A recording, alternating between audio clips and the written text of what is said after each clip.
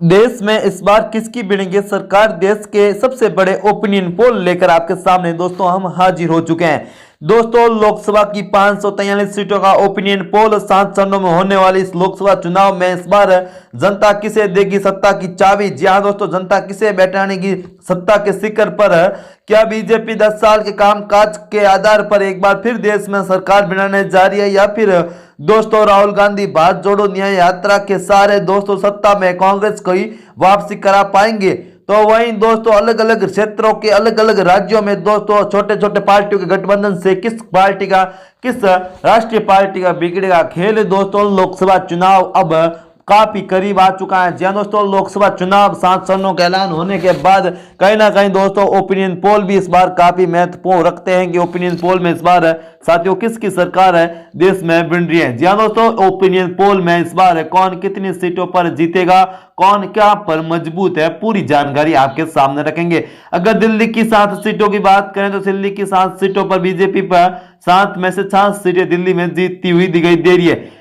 हिमाचल प्रदेश की 4 सीटों पर भारतीय जनता पार्टी का यहां पर कब्जा होता हुआ नजर आ रहा है, जबकि अगर मध्य प्रदेश की 28 लोकसभा सीटों की बात करें तो एनडीए 25 पर, यूपीए 30 पर, टीएनजे यहां पर 0 सीट पर हासिल हो रही है। अगर हम साथियों सिक्किम की बात करें तो सिक्किम में 1 लोकसभा की सीट आ रही है, यहां पर एनडीए एक सीट पर बाजी मारता हुआ दिखाई दे रहा है। एनडीए यहां पर काफी मजबूत और कहीं ना कहीं दोस्तों यहां पर इस बार बड़े बदलाव होता हुआ साफ तौर पर नजर आ रहा है सिक्किम में। अगर दादर नागर हवेली की बात करें तो यहां भी दोस्तों 1 लोकसभा की सीट आती है, एक लोकसभा सीट पर एनडीए गठबंधन यहां पर बाजी मारता हुआ साफ तौर पर हमें नजर आ रहा है। जहां दोस्तों यहां पर एनडीए काफी मजबूत नजर आ रहा है और यहां पर दोस्तों बड़े बदलाव होते हुए इस बार हमें नजर आ रहे हैं। जहां दोस्तों एनडीए यहां पर काफी मजबूती के साथ चुनावी मैदान में है और इसका असर भी दोस्तों हमें चुनाव में देखने को मिल रहा है। जहां दोस्तों अगर हम बात करें जो महत्वपूर्ण राज्य हैं अलग अलग क्षेत्र वाले, उनके बारे में आपके सामने दोस्तों हम जानकारी रख रहे हैं। जी हाँ दोस्तों, यहाँ पर बड़े बदलाव होते हुए साफ तौर पर दादर नागर हवेली में हो रहा है। यहाँ पर दोस्तों भारतीय जनता पार्टी का अच्छा दबदबा हमें यहाँ पर देखने को मिल रहा है। इसी बीच अगर दमनदीप की बात करें तो यहाँ पर भी दोस्तों 1 लोकसभा की सीट आती है, इस 1 लोकसभा सीट पर भारतीय जनता पार्टी का कब्जा होता हुआ नजर आ रहा है। जहां दोस्तों दमनदीप में बड़े सियासी घमासान देखने को मिल रहा है, यहाँ भी बड़े बदलाव होते हुए नजर आ रहे हैं। अगर दोस्तों केंद्र शासित प्रदेश लद्दाख की बात करें तो यहाँ भी 1 लोकसभा की सीट आती है। केंद्र शासित प्रदेश में हाल ही दिनों में जबरदस्त आंदोलन देखने को मिल रहा है, लेकिन दोस्तों कहीं ना कहीं अमित शाह की रणनीति यहाँ पर काम आ रही है और यहाँ की एक लोकसभा सीट पर बीजेपी का कब्जा होता हुआ साफ तौर पर हमें नजर आ रहा है। जहां दोस्तों यहाँ पर भारतीय जनता पार्टी का अच्छा दबदबा देखने को मिल रहा है। लद्दाख की एक लोकसभा सीट पर बीजेपी का कब्जा होता हुआ नजर आ रहा है और वर्तमान की परिस्थिति यह कहती है कि यहाँ पर इस बार बीजेपी के लिए राह आसान होती हुई नजर हमें आ रही है। लद्दाख में दोस्तों बड़े बदलाव के संकेत मिल रहे हैं। जी हाँ दोस्तों, यहाँ पर कांग्रेस पार्टी को बड़ा झटका लग रहा है। जी हाँ दोस्तों, ये कभी जम्मू कश्मीर का हिस्सा हुआ करता था, लेकिन वर्तमान में यहाँ पर केंद्र शासित बनने के बाद बीजेपी को जबरदस्त फायदा होता हुआ नजर आ रहा है और यहाँ पर दोस्तों बड़े बदलाव हो रहे हैं। अगर अंडमान निकोबार की बात करें साथियों, अंडमान निकोबार में 1 लोकसभा की सीट आती है, इस 1 लोकसभा सीट पर बीजेपी का कब्जा हो रहा है। बीजेपी यहाँ पर जबरदस्त जीत हासिल करते हुए साफ तौर पर हमें देखने को मिल रही है। जबकि दोस्तों अगर उत्तर प्रदेश की बात करें तो उत्तर प्रदेश में 80 लोकसभा की सीटें आती हैं।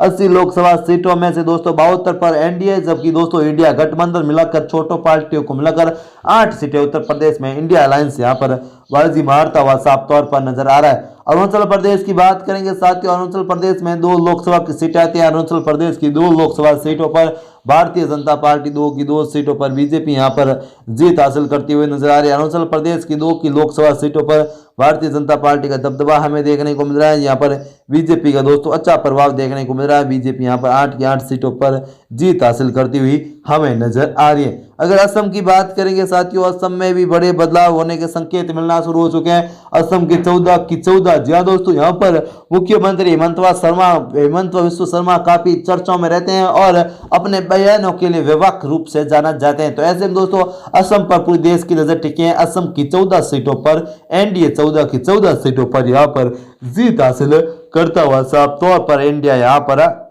हमें नजर आ रहा है। जबकि अगर बिहार की बात करें तो बिहार में 40 लोकसभा सीटों में से एनडीए 30 पर, जबकि दोस्तों यहाँ पर इंडिया गठबंधन करीब 210 सीटों पर जीत हासिल करता हुआ हमें नजर आ रहा है। जी हाँ दोस्तों, यहाँ पर एनडीए गठबंधन का दबदबा हमें देखने को मिल रहा है। साफ तौर पर बिहार में दोस्तों नीतीश कुमार के साथ आने से सीधे तौर पर भारतीय जनता पार्टी को बड़ा फायदा हो रहा है। अमित शाह, जी हाँ दोस्तों, अमित शाह और मोदी की रणनीति यहाँ पर काम करती हुई दिखाई दे रही है। कहीं ना कहीं दोस्तों इंडिया गठबंधन की नींव रखने वाले नीतीश कुमार अब दोस्तों बीजेपी में शामिल हो चुके हैं और बीजेपी के सरकार में, और कहीं ना कहीं दोस्तों यहाँ पर बड़े बदलाव होते हुए साफ तौर पर हमें यहाँ पर नजर आ रहे हैं। तो दोस्तों यहाँ पर बड़े बदलाव के संकेत बिहार की राजनीति में हमें यहाँ पर मिल रहे हैं। तो दोस्तों कमेंट करके अपने लोकसभा क्षेत्र और अपने दोस्तों कौन कितनी सीटें जीत रहा है आपके राज्य में, दोस्तों हमें कमेंट के माध्यम से आप जरूर बता दीजिए और वीडियो लाइक कर दीजिए, और चैनल पर पहली बार हैं तो नीचे रेड कलर के बटन दबाकर चैनल को सब्सक्राइब जरूर कर दीजिए।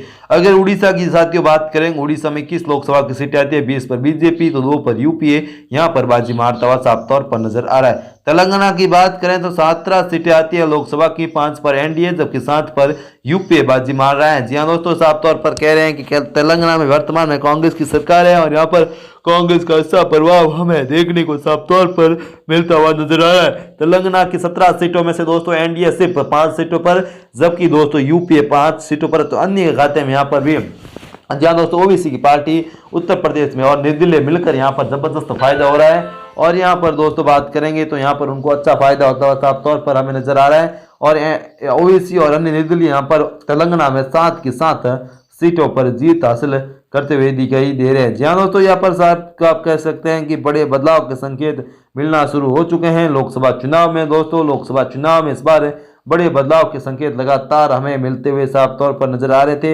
ऐसे में दोस्तों चुनावी घमासान में दोस्तों आपके सामने ओपिनियन पोल रख रहे हैं। अगर हम पंजाब की साथियों बात करें तो पंजाब में 13 लोकसभा की सीटें आती हैं, 13 में से दोस्तों एनडीए 5 पर, यूपीए 5 पर, जबकि दोस्तों यहाँ पर निर्दलीय 3 सीटों पर जीत हासिल करते हुए नजर आ रहे हैं। जहाँ दोस्तों अकाली दल यहाँ पर अच्छा प्रभाव जमा रही है, तो कांग्रेस और आम आदमी पार्टी आने से यहाँ पर दोनों ही पार्टियों को बड़ा नुकसान होता हुआ नजर आ रहा है। तो दोस्तों ये वीडियो कैसा लगा, इस ओपिनियन पोल के माध्यम से एक बार फिर देश में प्रधानमंत्री मोदी का जादू चल रहा है और बीजेपी यहाँ पर सरकार बनाने में कामयाब होती हुई दिखाई दे रही है। तो दोस्तों ये वीडियो कैसा लगा कमेंट करके जरूर बताएं। फिर मिलेंगे एक नए और फ्रेश वीडियो के साथ, तब तक के लिए जय हिंद, वंदे मातरम। भगवान करे आप